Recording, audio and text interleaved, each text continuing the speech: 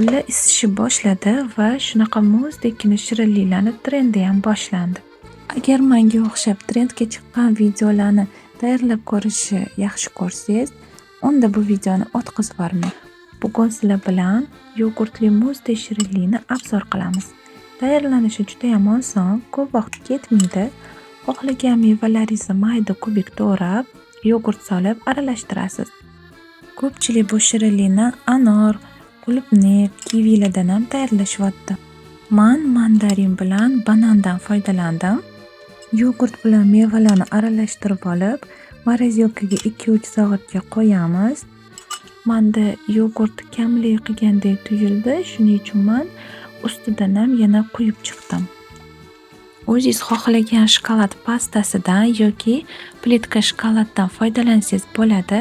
Shokoladni eritib olamiz. Men birinchi bo'lib botirib oldim.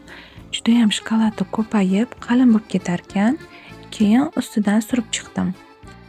Ko'rinishi ja unaqa chiroyli chiqmadi-yu, lekin hech bo'lmasa mazasi zo'r chiqsa kerak deb qilishda davom etdim. Yana 2-3 soat morozyovkaga qo'yib qotirib olib, endi kesib ko'ramiz. Men sirazi olib kesganimgami, juda ham qattiq ekan, yaxshi kesilmadi. Tayyorlanishiga 10 dan 8 qo'ydim, mazasiga 10 dan 5 qo'ydim. Chunki videolarda ko'rsatishgandek mazasi bomba emas ekan. Undan ko'ra shu narsalarni alohida yegan yaxshi edi. Chestni otib yoqqan bo'lsa, sizdan bitta like.